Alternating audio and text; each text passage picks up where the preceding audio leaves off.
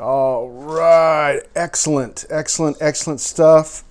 Thank you guys so much for tuning in. Hopefully, you just are coming over from my sister, my brother-in-law, and my niece leading worship. Ponte Trucha Califas just finished. And hopefully you caught that because that was a huge, huge blessing. Thank you guys so much for joining us again.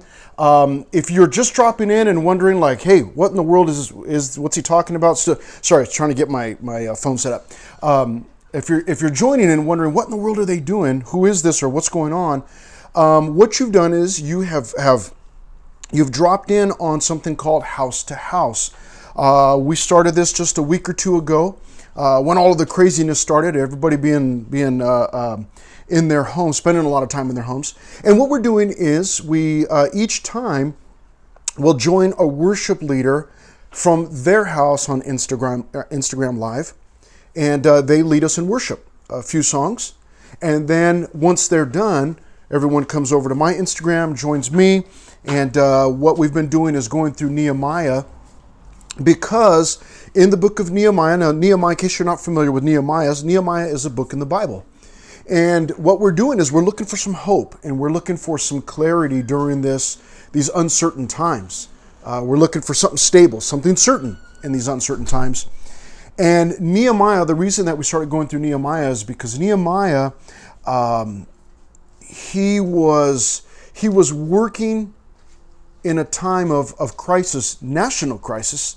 There was Jerusalem was just an absolute mess. When we open up chapter 1, we find out that Nehemiah, or rather that Jerusalem, that the wall is completely broken down, that the gates have been burned, the people are in great distress. I mean, it was just a bad situation. And into that, Nehemiah made a commitment. He made himself available to God to be used during that time, and then into that, God thrust him into that, but didn't just not thrust like, hey, here, go, get out of here, but it really was God leading Nehemiah into Jerusalem to use him there in a mighty way. And so where we're at now is we've gone through the first 5 chapters. We're now in Nehemiah chapter 6. So if you've got your Bible, hopefully you do, you can join me there in Nehemiah chapter 6. And we are going to look at dealing with distractions. And there is here, beginning in verse 1, and I've got a few main divisions. The first main division is false friendship offered. False friendship offered. The second main division is false report. False report. So you've got false friendship offered and then false report. And then beginning at verse 10 is the third of the main divisions, and it's false prophecy. False prophecy. So false friendship offered, false report, and then finally false prophecy beginning at verse 10. In our first section, false friendship offered, we see here in verse 1, it happened when Sanballat, Tobiah, Geshem the Arab, and the rest of our enemies heard that I had rebuilt the wall and that there were no breaks left in it, though at that time I had not hung the doors in the gates. So he goes back to Sanballat, Tobiah, Geshem. These are guys that have caused some trouble before, and here they are again. They're offering this false friendship. And it says in verse 2 that Sanballat and Geshem sent to me, saying, "Come, let us meet together among the villages in the plain of Ono." So they're offering, they're saying, hey, let's get together, let's meet, let's talk about this. They've tried stopping the work in other ways. Now what they want to try and do is meet with Nehemiah. But what we see here, our first sub point in this section on false friendship offered, is that Nehemiah has discernment. We see it here at the end of verse 2. But they thought to do me harm. So though they're offering, hey, let's meet in the plain of Ono and let's talk, Nehemiah knows that they thought to do me harm. That's discernment. Discernment is how we use the knowledge that we have. How do we apply that? Nehemiah has a knowledge of how these guys, Sanballat, Tobiah, Geshem, how they operate. So he knows that when they offer, let's meet out in the plain of Ono, he says, no, I know that they want to do me harm. They want to distract me from the work. They want to stop the work. They want to do me harm, and so that the work will stop. But notice this, after discernment, Nehemiah exercises his determination. Verse 3, so I sent messengers to them saying, I am doing a great work so that I cannot come down. Why should the work cease while I leave it and go down to you? But they sent me this message 4 times, and I answered them in the same manner. Now, I had talked about this briefly before, but here it is. Nehemiah, it says in verse 3 that he sent messengers. Note that Nehemiah did not go to meet them in the plain of Ono. You see, it was unwise for him to do that because they wanted to do him harm. But the other thing is, if he leaves to go meet with them, then the work stops. Well, he's there for one purpose and one purpose alone, and it is to complete the work to the glory of God.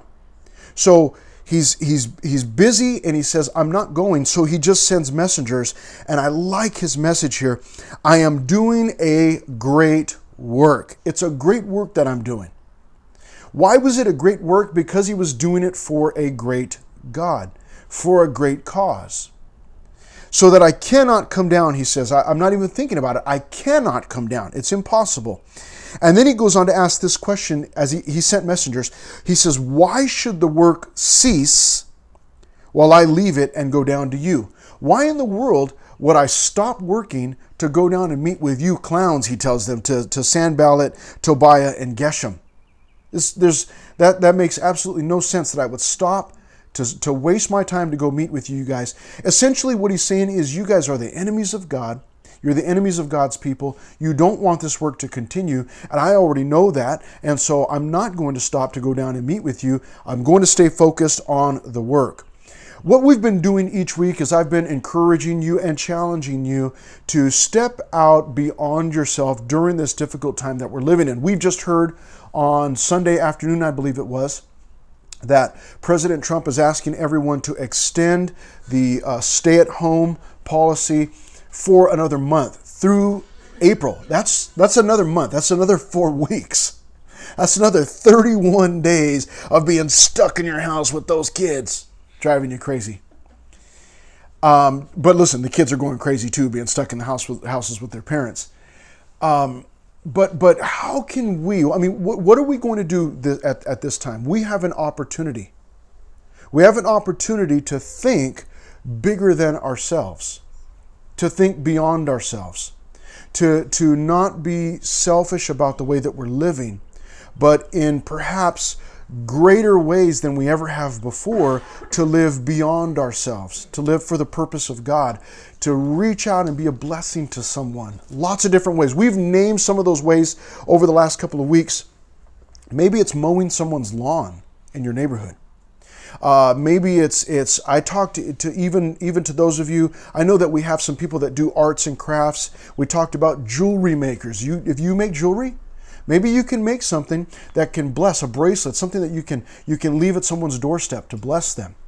Maybe it's a phone call to a friend or a family member. Maybe it's a text message to someone that you haven't talked to in a long time to say, hey, are you guys doing okay? Do you need anything? There are lots of different ways, and we want to be creative about the way that we're doing that. And here Nehemiah says, listen, I'm doing a great work. I'm not going to stop. I'm not going to come down. So he uses his discernment and then his determination. Verse 3, I am doing a great work so that I cannot come down. Why should the work cease while I leave it and go down to you? And in verse 4, but they sent me this message 4 times. And I answered them in the same manner every single time. You see, they are, the enemies of God are determined. And so the servant of God must be determined also. Here, they're trying to distract him. They keep sending the message 4 times, 4 times, 4 times. And he continues to hold fast to the work.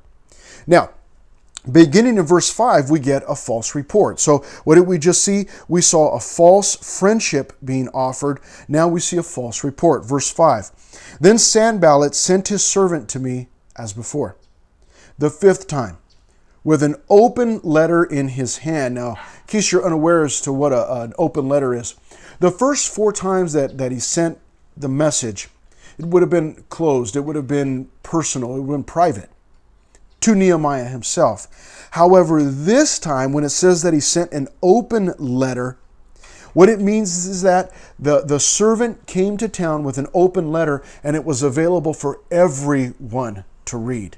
You see, he couldn't distract Nehemiah, so now what he's trying to do is to distract those that are working with Nehemiah. Let's see what it says in verse 6. In it was written, "It is reported among the nations, and Geshem," some of your translations may say Gashmu. Okay, you can tell by his name that he's a bad guy. He's a villain. "It is reported among the nations, and Geshem says that you and the Jews plan to rebel." Stop right there. I want you to take note of this. Again, I've pointed this out over the last several sessions. We get all kinds of crazy reports nowadays. All kinds of people telling us, "Oh, did you hear about on the news?" Or "Did you hear about this thing or that thing?" All sorts of crazy reports that are meant to strike fear into my heart and into your heart. It is extremely important for you and I during this time to get the facts, to get the truth. I want you to notice what they did here.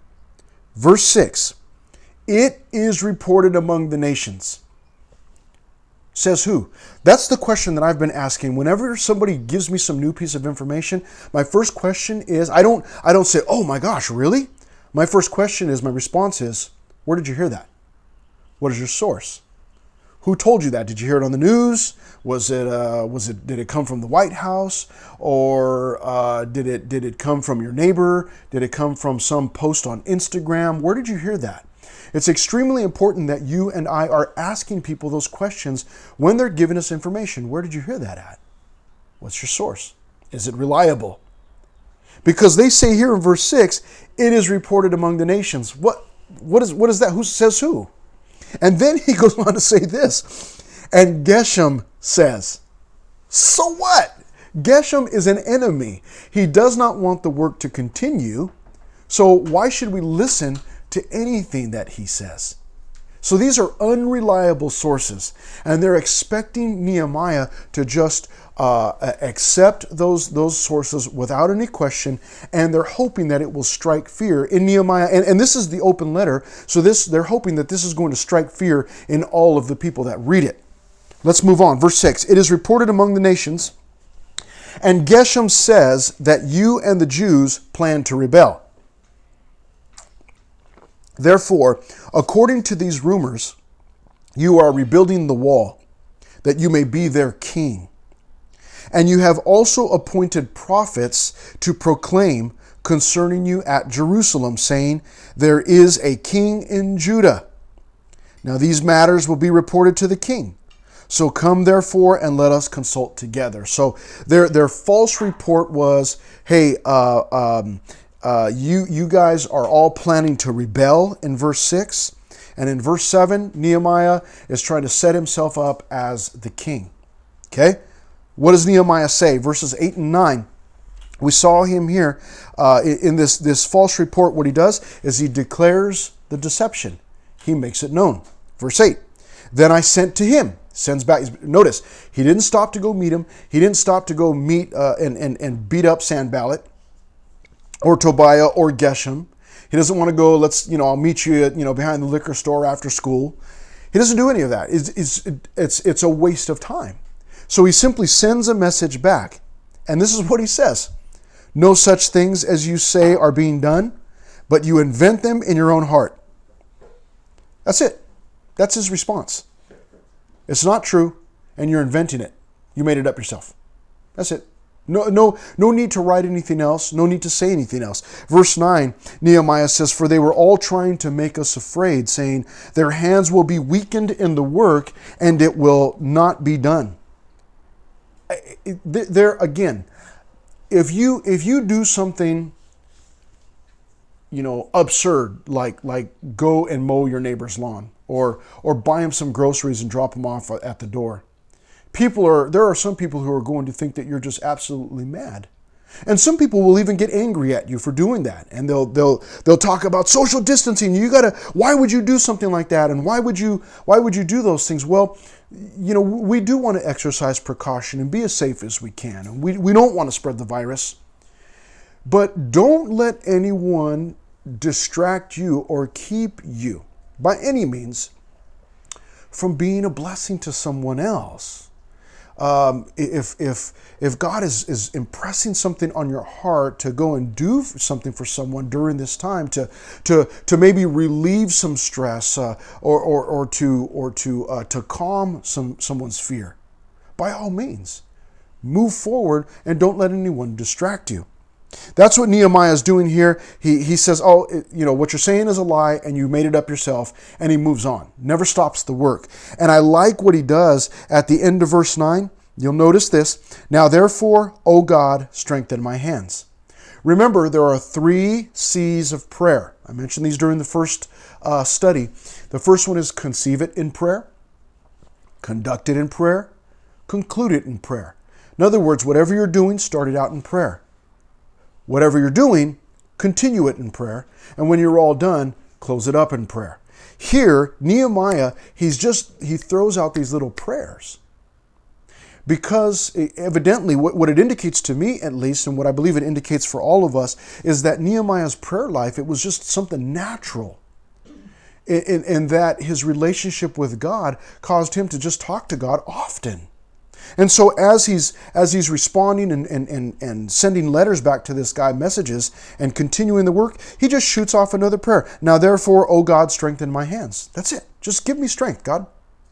So it's just another one of those little prayers. This would be the second C in prayer. There's conceive it, started out in prayer, then there's conduct it. So right now he's conducting the work and he is continuing to pray. You and I need to make sure that we're praying. That is our lifeline to God. If you and I are not praying, if I'm not praying, then that means that I am depending on my own resources. I'm saying, hey, I don't need God. I've got to make sure that I continue to pray and ask God to give me strength in every way to supply the resources that I need. So I want to be counting on God's resources, so that's why I want to make sure that I'm praying all of the time. Let's move on to our third and final section here in verse 10. False prophecy. Check this out. Afterward, I came to the house of Shemaiah, the son of Delaiah, the son of Mehetabel, who was a secret informer. So let's find out who he is. And he said, let us meet together in the house of God, within the temple, and let us close the doors of the temple, for they are coming to kill you. Indeed, at night they will come to kill you. So here is evidently this religious leader who is actually a secret informer. And what he is attempting to do is to tell Nehemiah, hey, the enemies of God are coming to kill you. So come with me into the house of God, and within the temple, let's shut up the doors and hide in there. Now, I don't know what he was planning to do. Maybe he was planning to kill Nehemiah himself once he got him locked away inside there. Or maybe he was trying to show Nehemiah or to portray Nehemiah as being fearful or as being selfish and only looking out for himself. Regardless of what it was that he was trying to do, Nehemiah responds this way. Now remember earlier we had discernment first and then determination. Well, this time he shows us his determination first. In verse 11, determined here. And I said, should such a man as I flee? And who is there such as I, who would go into the temple to save his life? I will not go in. So Nehemiah's response is, are you out of your mind? Am I the type of man that runs from trouble, from danger? I love that about Nehemiah. Remember, he was afraid in chapter 2 when he was speaking to the king. This is a man, no doubt. He's just a normal guy. But He's got the boldness of God with him. He knows that what he's doing is from God. And his response is, what kind of man do you think I am? You think I'm going to run away from trouble? And he says, there's no way I'm going to do that. And then he says, you think I'm going to run into the temple to save my life? Like, you think I'm going to run into the church? You think that I'm going to tuck tail and run into the church in order to save my own life and leave everybody else out there? And he says, I will not go in. He was determined. But what he does next is he shows discernment once again. Remember, discernment is having knowledge and knowing what to do with it, knowing the difference. Verse 12, then I perceived that God had not sent him at all, but that he pronounced this prophecy against me, because Tobiah and Sanballat had hired him. So we note that this guy, Shemaiah, was pronouncing this prophecy because he had been paid to do it by Tobiah and Sanballat. So this guy, this Shemaiah, was an absolute phony, an absolute fake. He was a false prophet is what he was. And doing it all for money. How sad that Nehemiah had these potential distractions right there in his own home. And in verse 13, for this reason he was hired, that I should be afraid and act that way and sin, so that they might have cause for an evil report, that they might reproach me. So Nehemiah knows right there, he exercises discernment, he knows the difference. He says, hey, the reason that they hired him and the reason that this Shemaiah was willing to give this false prophecy, because is that they were hoping that I would be afraid and act that way and sin, so that they might have cause for an evil report, so that they could say, hey, look at Nehemiah. You know, when he was faced with trouble, the possibility of trouble, and at the threat to his own life, he tucks tail and he runs and hides inside of the temple. And he says at the end of verse 13 that they might reproach me. Nehemiah says, no way, not going to happen.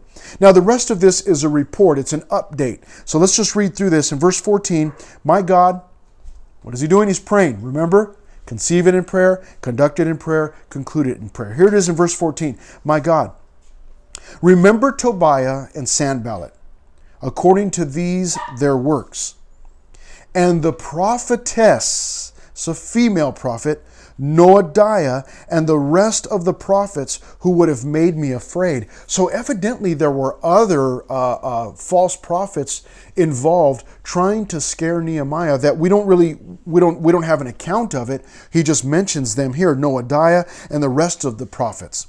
Verse 15, look at this. So the wall was finished on the 25th day of Elul, in 52 days.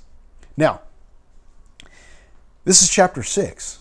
There's 13 chapters. The book is about rebuilding the wall. What in the world? I mean, it's done. What else are we going to talk about? Well, obviously, it's about more than rebuilding the wall. It's about rebuilding people. And the rebuilding of the people is going to continue in its excellence, so I'm encouraging you to continue joining us. But let's finish here. The wall is finished in 52 days. Verse 16, and it happened when all our enemies heard of it, and all the nations around us saw these things, that they were very disheartened in their own eyes, for they perceived that this work was done by our God. So throughout all of the distractions, the distractions that presented themselves to Nehemiah and the people, the problems leading, remember there were problems in chapter 5 between the Jews themselves, the builders themselves. Through all of that, Nehemiah, because he's determined and passionate and has God's what did you say, the fear of God in his heart, he continued pressing through each of those potential distractions. The wall is finished, and because of that, when all of the enemies of God see that, hey, their attempts at stopping the work have failed, they realize at that point, in the end of verse 16, they perceived that this work was done by our God. Same thing will be true. People will see God working in you. and realize this is something that cannot be stopped because this is something that God is doing. So I'm encouraging you and challenging you and charging you and telling you, don't stop, don't quit. Think about others during this time and how you can bless them. How can you be an encouragement to them, to someone that's afraid, to someone that's filled with fear, someone that's lost their job. There are millions of people applying for unemployment. Certainly, there are some of us who know someone that's lost a job. How can we be an encouragement to them? Verse 17, also in those days, the nobles of Judah, listen to this, nobles of Judah sent many letters to Tobiah, and the letters of Tobiah came to them. So Tobiah is one of the enemies, and you have leaders from Judah. Now remember, Jerusalem is inside of Judah.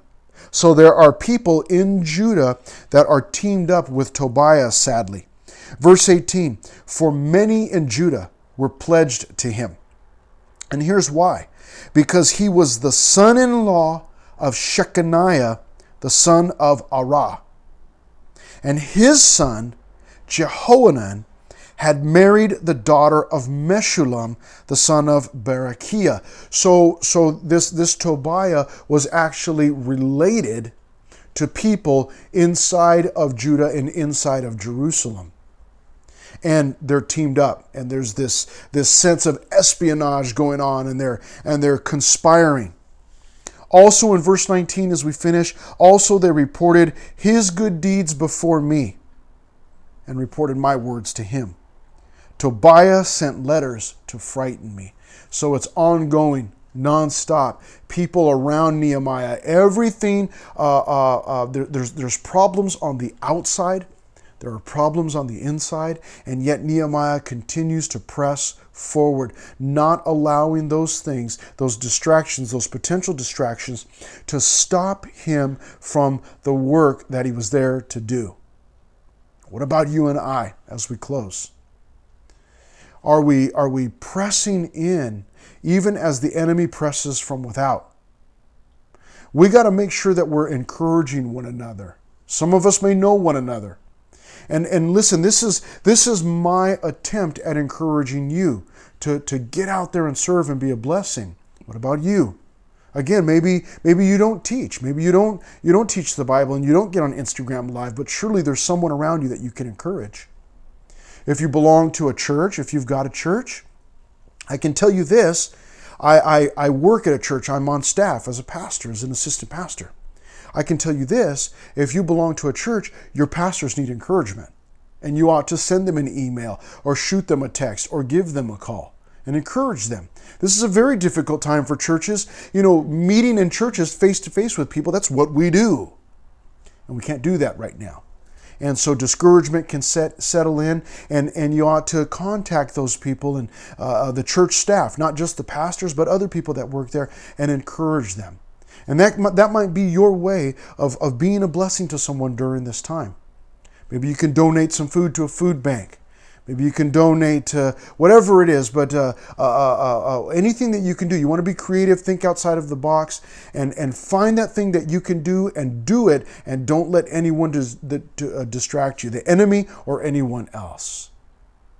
Keep pushing on. Okay, let me go ahead and pray for us, and then I do want to let you know that the next House to House is scheduled for Sunday night, this coming Sunday night, and we've got worship leader Rachel Alfaro. I will post after this tonight sometime, and I'll make sure that I tag her so that you can follow her and be ready for her live worship session on Sunday night, this coming Sunday night, 6 o'clock.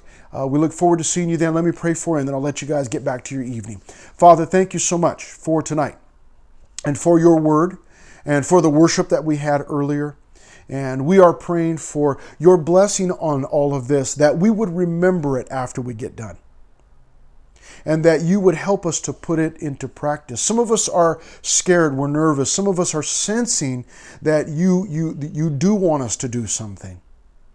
And maybe it seems like it's something crazy. Well, rebuilding a wall around Jerusalem was crazy, but Nehemiah went and did it because you opened up the doors for him to do that. You wanted him to do that. And there are some things that might seem crazy to us, But Lord, I pray for my friends out there that are watching, that are listening in right now tonight, as they consider what they might do to be a blessing to other people. I pray that you would give them the strength to take that first step. And distractions will come. Discouragement will try to settle in.